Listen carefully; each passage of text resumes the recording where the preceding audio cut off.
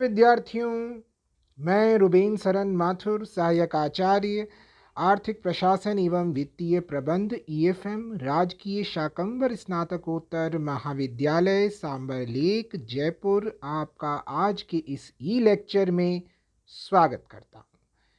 विद्यार्थियों, आज का ई लेक्चर हमने एमकॉम प्रीवियस ईएफएम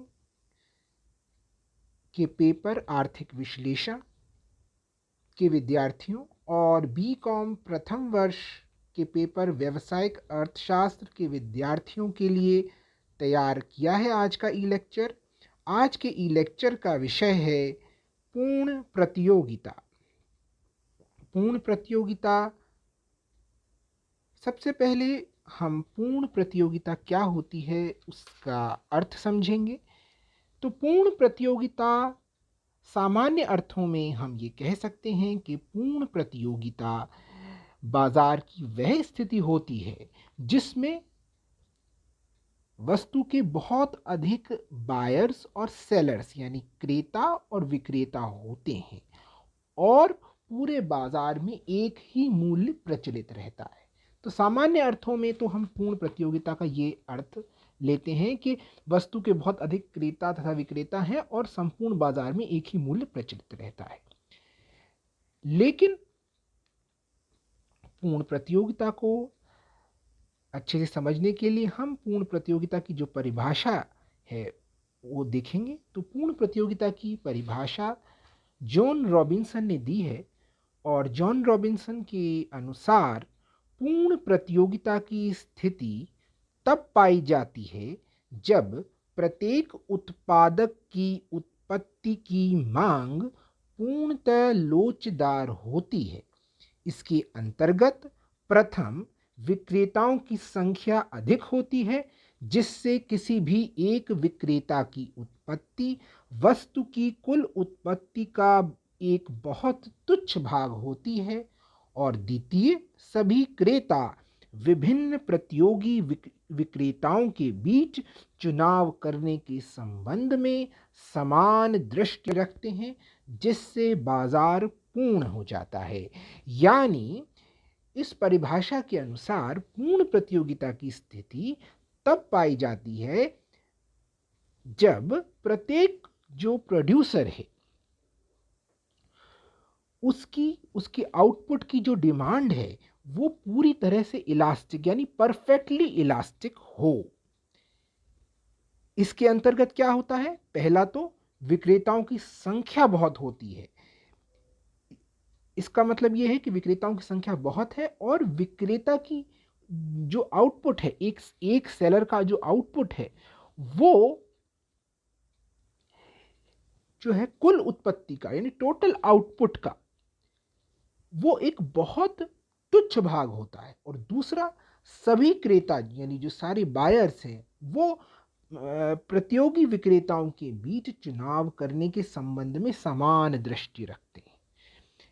इस प्रकार से जॉन रॉबिन्सन की परिभाषा के अनुसार पूर्ण प्रतियोगिता की स्थिति तब पाई जाती है जब प्रत्येक उत्पादक यानी जो प्रत्येक उत्पादक यानी प्रोड्यूसर है उसका जो आउटपुट है उसकी डिमांड यानी प्रत्येक उत्पादक की उत्पत्ति की मांग पूर्णतः लोचदार यानी परफेक्टली इलास्टिक होती है। और इसके लिए ये चाहिए कि इसके अंतर्गत प्रथम, विक्रेताओं की संख्या अधिक होती है जिससे किसी एक विक्रेता यानी किसी एक सेलर का जो भाग होता है टोटल, किसी एक सेलर का जो आउटपुट होता है वो टोटल आउटपुट का बहुत तुच्छ भाग होता है। और सभी जो बायर्स हैं, क्रेता हैं, वो विभिन्न प्रतियोगी विक्रेताओं के बीच चुनाव करने के संबंध में समान दृष्टि रखते हैं जिससे बाजार पूर्ण हो जाता है। अब पूर्ण प्रतियोगिता की परिभाषा को समझने के पश्चात हम पूर्ण प्रतियोगिता की जो विशेषताएं हैं उनका अध्ययन करेंगे कि पूर्ण प्रतियोगिता की क्या विशेषताएं हैं। तो पूर्ण प्रतियोगिता की विशेषताओं की यदि हम बात करें तो पूर्ण प्रतियोगिता की पहली विशेषता है क्रेताओं एवं विक्रेताओं की अधिक संख्या होना। विद्यार्थियों, अब पूर्ण प्रतियोगिता की जब हम विशेषताओं की चर्चा करेंगे तो पूर्ण प्रतियोगिता की पहली विशेषता है क्रेताओं एवं विक्रेताओं की अधिक संख्या होना। तो यानी large number of buyers and sellers. तो पूर्ण प्रतियोगिता के लिए सबसे पहली आवश्यकता ये है कि क्रेताओं और विक्रेताओं की संख्या इतनी अधिक हो कि कोई भी अकेला बायर या अकेला सेलर जो है, कोई भी अकेला बायर और अकेला सेलर मूल्य को प्रभावित न कर सके, यानी वस्तु की कुल पूर्ति में किसी एक उत्पादक का भाग इतना कम हो कि वह अपने उत्पादन द्वारा बाजार में जो उस वस्तु की कुल पूर्ति है उसको प्रभावित नहीं कर सके, और कोई भी एक क्रेता यानी बायर और कोई भी एक क्रेता उसकी मांग का भाग कुल मांग में इतना कम हो कि वे अपनी क्रियाओं द्वारा बाजार की मांग को प्रभावित न कर सके। इस प्रकार से ये आवश्यक है, पहली शर्त जो है कि क्रेताओं और विक्रेताओं की बहुत अधिक संख्या होना, और कोई भी एक क्रेता या विक्रेता जो है किसी एक क्रेता का कुल मांग में किसी एक व्यक्तिगत क्रेता का भाग बहुत कम हो और वह अपनी क्रियाओं द्वारा बाजार की मांग को प्रभावित नहीं कर पाए, और उसी तरह से कुल पूर्ति में भी एक उत्पादक का जो भाग है वो इतना कम होना चाहिए कि वो कुल पूर्ति को प्रभावित नहीं कर सके। तो इस प्रकार से कोई भी क्रेता या विक्रेता यानी बायर सेलर कोई भी प्राइस को, वस्तु के मूल्य को अपनी क्रियाओं द्वारा प्रभावित नहीं कर सकता है, और उसे जब वो प्रभावित नहीं कर सकता तो उसे प्रचलित मूल्य को ही स्वीकार करना पड़ता है। इसलिए कोई भी क्रेता तथा विक्रेता अपनी क्रियाओं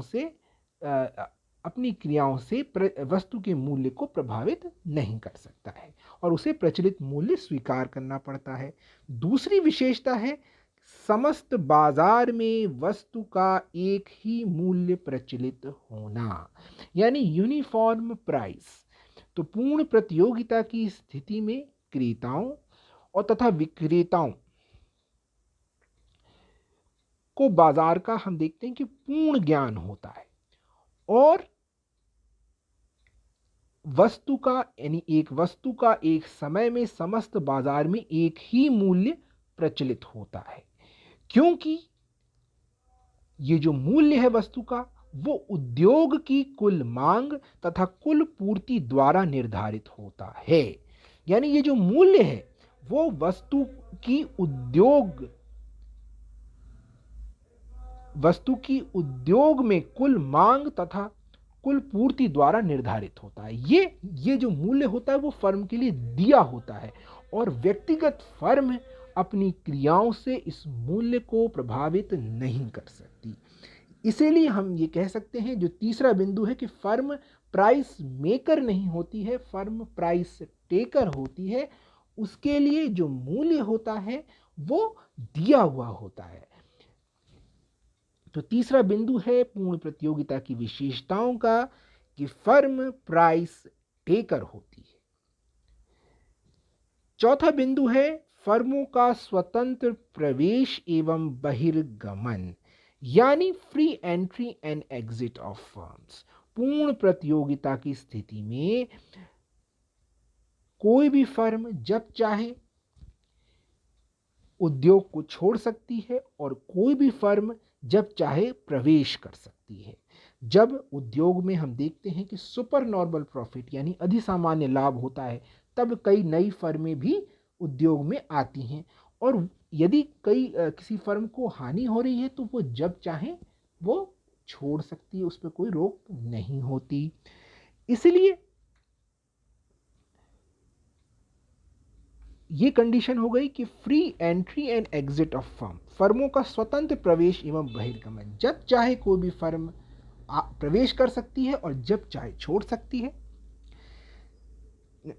पांचवा बिंदु है यहाँ पे समरूप वस्तु, यानी पूर्ण प्रतियोगिता की जो बाजार स्थिति है, यानी परफेक्ट कंपटीशन की जो बाजार स्थिति है, उसमें उद्योग में लगी सभी फर्मों द्वारा समरूप वस्तु का उत्पादन तथा विक्रय किया जाता है। यानी क्या नहीं होता, वस्तु विभेद नहीं होता। वस्तु विभेद यानी प्रोडक्ट डिफ्रेंसिएशन नहीं होता है।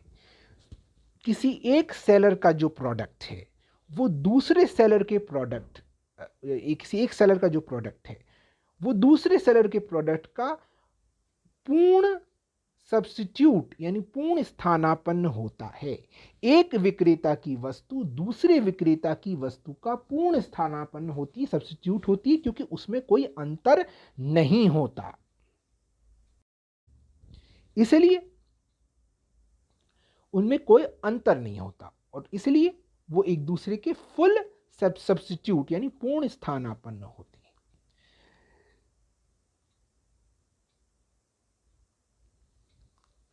इस प्रकार से समरूप वस्तु ये एक आवश्यक शर्त है पूर्ण प्रतियोगिता की बाजार स्थिति की।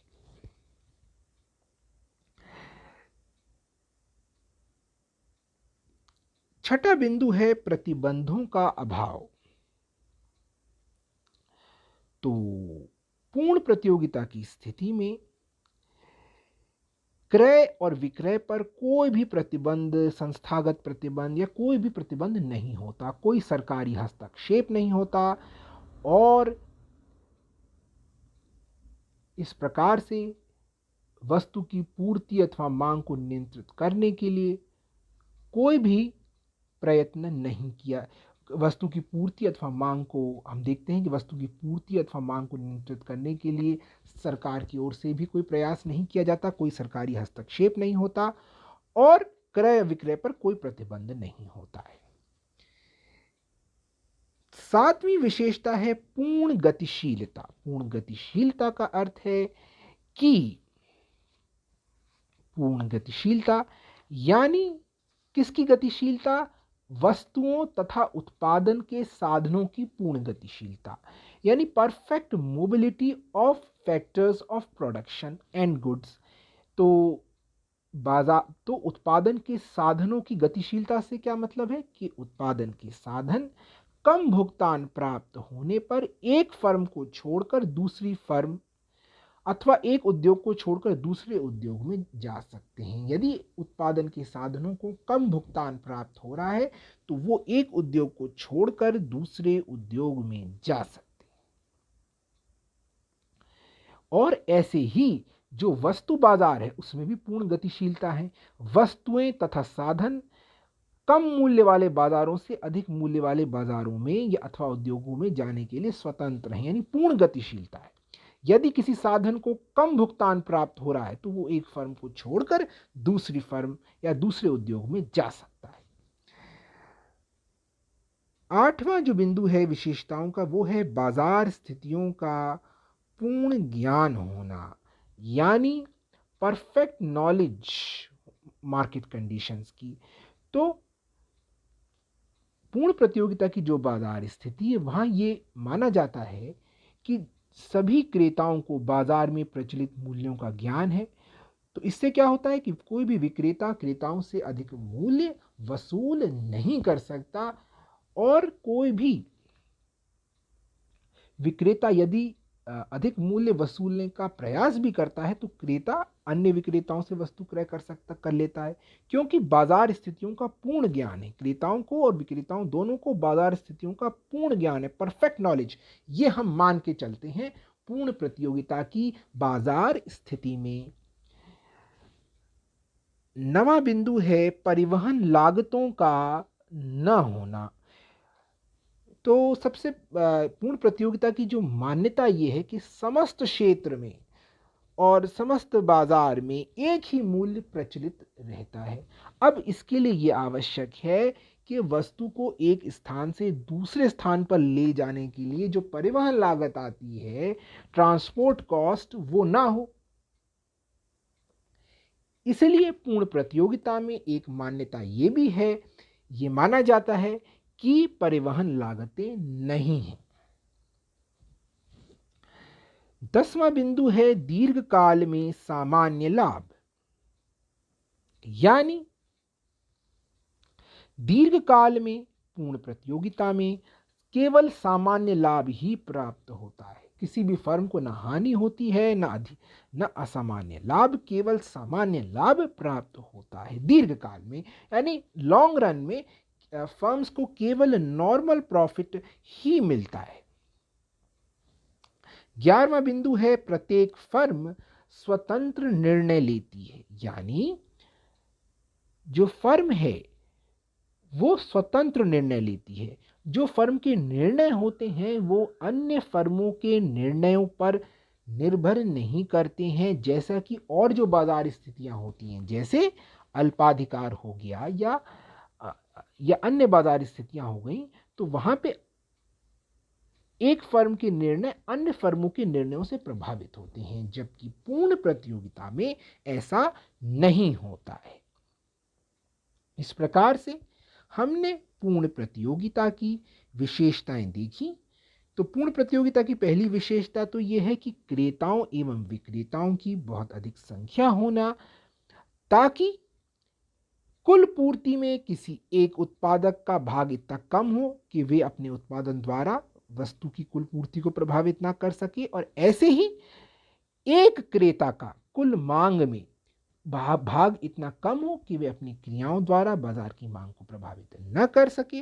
दूसरा, समस्त बाजार में वस्तु का एक ही मूल्य प्रचलित होना, यह भी आवश्यक है, यानी यूनिफॉर्म प्राइस रहना, क्योंकि पूर्ण प्रतियोगिता की स्थिति में जो मूल्य होता है यानी जो प्राइस होता है वो वस्तु की उद्योग की कुल मांग तथा कुल पूर्ति द्वारा निर्धारित होता है। इसलिए फर्म के लिए यह मूल्य दिया होता है, फर्म को यह मूल्य स्वीकार करना पड़ता है, और व्यक्तिगत फर्म मूल्य को प्रभावित नहीं कर सकती। तीसरी जो विशेषता है पूर्ण प्रतियोगिता की, वो है कि फर्म प्राइस टेकर होती है। फर्म के लिए जो मूल्य होता है वो दिया होता है और वो प्राइस मेकर नहीं होती।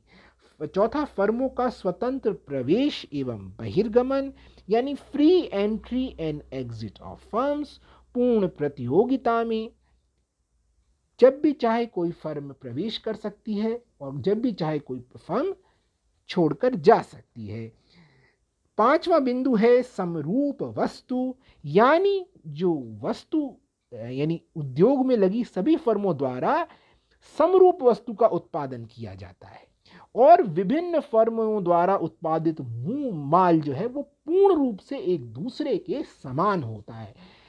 यानी एक विक्रेता यानी एक सेलर का जो प्रोडक्ट है वो दूसरे सेलर के प्रोडक्ट का फुल सब्स्टिट्यूट यानी पूर्ण स्थानापन्न होता है, क्योंकि उसमें कोई अंतर नहीं होता। यहाँ पे प्रोडक्ट डिफ्रेंसिएशन यानी वस्तु विभेद है वो नहीं पाया जाता है। यहाँ समरूप वस्तु ये होना आवश्यक है। छठा बिंदु है विशेषताओं का जो हमने पढ़ा, प्रतिबंधों का अभाव, यानी कोई प्रतिबंध नहीं होता, क्रय विक्रय पर कोई सरकारी हस्तक्षेप नहीं होता। और सातवां बिंदु है पूर्ण गतिशीलता। किसकी गतिशीलता? वस्तुओं की और उत्पादन के साधनों की गतिशीलता। Perfect mobility of factors of production, यानी उत्पादन के साधन कम भुगतान प्राप्त होने पर एक फर्म को छोड़कर दूसरे फर्म अथवा उद्योग में जा सकते हैं। और आठवां बिंदु है बाजार स्थितियों का पूर्ण ज्ञान होना, perfect knowledge of market conditions, यानी कोई भी जो सभी विक्रेता हैं, सभी क्रेता हैं, उनको बाजार स्थितियों का पूर्ण ज्ञान है। कोई भी जो सेलर है वो बायर से अधिक मूल्य नहीं वसूल सकता। और नवा बिंदु है परिवहन लागतों का ना होना, क्योंकि पूर्ण प्रतियोगिता में माना जाता है कि पूरे बाजार में पूरे क्षेत्र में एक ही मूल्य प्रचलित रहता है, तो इसके लिए यह आवश्यक है कि हमारी ट्रांसपोर्टेशन कॉस्ट ना आए, एक स्थान से दूसरे स्थान पर ले जाने की लागत ना आए।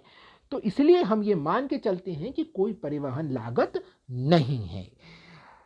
10वां बिंदु है दीर्घकाल में सामान्य लाभ होना, यानी जो लॉन्ग, एक तो शॉर्ट रन होता है, एक लॉन्ग रन होता है, दीर्घकाल, अल्पकाल और दीर्घकाल। तो दीर्घकाल में पूर्ण प्रतियोगिता में केवल सामान्य लाभ ही होता है, ना हानि होती है, ना असामान्य लाभ होता है। और 11वां बिंदु है, प्रत्येक फर्म स्वतंत्र निर्णय लेती है, यानी फर्मों यानी एक फर्म के जो निर्णय होते हैं वो अन्य फर्मों के निर्णयों पर निर्भर नहीं करते, जैसा कि अन्य बाजार स्थितियों में पाया जाता है। अब हम ये बात करेंगे कि पूर्ण प्रतियोगिता और विशुद्ध प्रतियोगिता की। तो पूर्ण प्रतियोगिता और विशुद्ध प्रतियोगिता, इसमें क्या अंतर? एक तो परफेक्ट कंपटीशन हो गया और एक प्योर कंपटीशन हो गया। तो कुछ अर्थशास्त्री जैसे प्रोफेसर चैम्बरलेन ने पूर्ण प्रतियोगिता और विशुद्ध प्रतियोगिता में अंतर किया है। उनके अनुसार जो विशुद्ध प्रतियोगिता है वो अलग होती है और पूर्ण प्रतियोगिता अलग होती है। अब इसमें क्या अंतर होता है? विशुद्ध प्रतियोगिता यानी प्योर कंपटीशन, और पूर्ण प्रतियोगिता यानी परफेक्ट कंपटीशन। तो पूर्ण प्रतियोगिता, जो विशुद्ध प्रतियोगिता होती है, वो क्या है कि बाजार में एकाधिकारी तत्वों यानी मोनोपोलिस्टिक एलिमेंट्स का अभाव होना, उसे तो हम कहेंगे विशुद्ध प्रतियोगिता। लेकिन पूर्ण प्रतियोगिता होने के लिए एकाधिकारी तत्वों का अभाव यानी मोनोपोलिस्टिक एलिमेंट्स का ना होना, इसके साथ साथ कुछ अन्य बातें होना भी जरूरी है। तो विशुद्ध प्रतियोगिता के लिए 4 शर्तें हो गई। वो कौन सी हैं? एक तो बायर्स और सेलर्स का यानी क्रेताओं तथा विक्रेताओं की बहुत अधिक संख्या होना। दूसरा, एक ही समरूप वस्तु का यानी समरूप वस्तु का उत्पादन और उसी का विक्रय होना। तीसरा, फर्मों का स्वतंत्र प्रवेश एवं बहिर्गमन यानी free entry and exit of firms. और चौथा, कृत्रिम बाधाओं का अभाव। ये 4 शर्तें यदि पूरी होती हैं तो विशुद्ध प्रतियोगिता मानी जाती है। लेकिन पूर्ण प्रतियोगिता मानने के लिए इन 4 शर्तों के साथ साथ ये शर्तें भी पूरी होनी चाहिए। क्यों? कौन सी? वस्तु बाजार तथा साधन बाजार में पूर्ण गतिशीलता यानी जो परफेक्ट मोबिलिटी की कंडीशन थी वो भी पूरी होनी चाहिए। दूसरा, बाजार स्थितियों का पूर्ण ज्ञान होना। एक तो पूर्ण गतिशीलता, पूर्ण ज्ञान होना बाजार स्थितियों का। और तीसरा, परिवहन लागतों का ना होना। तो ये कंडीशन अगर और पूरी होती हैं तब जाके पूर्ण प्रतियोगिता कहा जा सकता है। तो ये अंतर हो गया पूर्ण प्रतियोगिता और विशुद्ध प्रतियोगिता में। लेकिन वास्तविक जगत में पूर्ण प्रतियोगिता की स्थिति देखने को नहीं मिलती। लेकिन पूर्ण प्रतियोगिता की जो कंसेप्ट है वो एक अर्थव्यवस्था के वास्तविक परिचालन को समझने में सहायक होता है। ये जो पूर्ण प्रतियोगिता का जो कंसेप्ट है वो एक अर्थव्यवस्था के वास्तविक परिचालन को समझने में सहायक है। इसलिए आज के ई लेक्चर में विद्यार्थियों हमने पूर्ण प्रतियोगिता का अर्थ, उसकी परिभाषा, उसकी विशेषताएं और पूर्ण प्रतियोगिता तथा विशुद्ध प्रतियोगिता में क्या अंतर है इसका अध्ययन किया। हमने पूर्ण प्रतियोगिता की 11 विशेषताएं देखी। तो आगे की ई लेक्चर्स में इसका हम आगे का अध्ययन करेंगे। आज के ई लेक्चर में इतना ही। बहुत बहुत धन्यवाद।